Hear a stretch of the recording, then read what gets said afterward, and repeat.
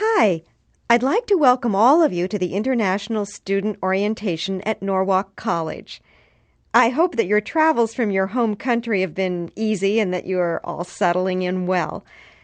I believe I've met everyone, but just in case, I'm the Director for International Student Affairs, the person you can come to if you're having problems with your classes, your housing, visas, even if you just want someone to talk to. You're always welcome to stop by my office. We'll have several short workshops today, and we'll be talking about some common issues that international students face. The first one that I want to deal with is about communication, and in particular, nonverbal communication. Now, all of you have been studying English for some time. You have a good vocabulary, and you probably know all about verb tenses and modals and can ask directions and order from a menu. But communication is not only verbal. That is, talking is not the only language we use to communicate. Another way we communicate is through nonverbal communication, or body language. The term body language means the movements we use and the facial expressions we have, like smiling or frowning, the way we sit or stand, the way we touch or look at someone, the distance we stand from another person. Some psychologists say that more than 60% of our communication is actually done through body language. We do it without thinking or without ever having been specifically taught what the gestures or expressions mean.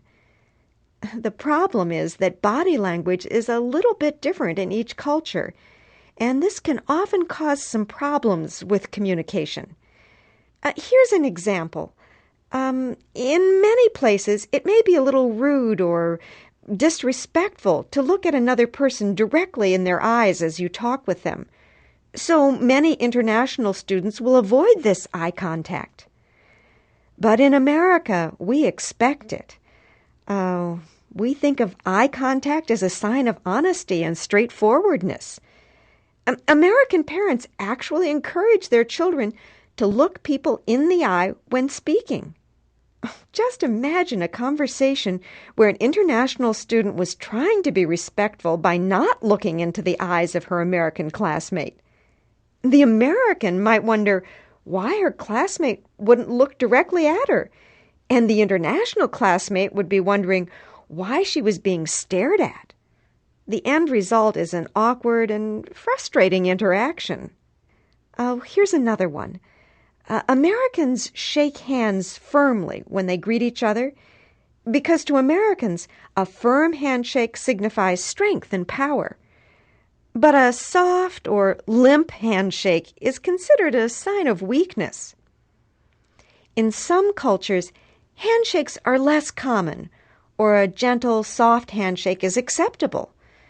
So students need to know that when shaking hands, it's important to be firm. In America, a thumbs-up sign, a thumb raised in the air, is a sign of a good job. Also, a thumb and forefinger together with the other fingers straight means okay. Be careful, though. In other countries like Germany, Brazil, or Japan, this okay symbol can have other meanings. So be aware of who you're talking to when you use this gesture. Oh, here's another important one. In America, holding hands and kissing are reserved for people in love. In fact, Americans generally do not touch each other, and they like to keep distance between them and the person who they're speaking with. But there are many exceptions. For instance, friends, especially women, might hug when saying goodbye, and small children often hold hands. I'm going to hand out a list of some common examples of nonverbal communication that are specific to American culture. Now, I don't want you to panic.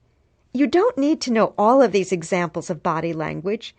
It's more important just to be aware of differences in body language between cultures. If you're not sure what a gesture means, it's okay to ask. Oh, I forgot an important example of body language. If ever you're worried about your ability to communicate, there is one gesture that is the same in every country. Everywhere around the world, people use the smile to communicate pleasure and happiness. So smile as often as you want to, because it is an expression understood by everyone. Now, our next speaker is Molly Wilcox. She's the head of the ESL department, and she'll tell you about the ESL courses and the placement exam. Thank you very much for your attention.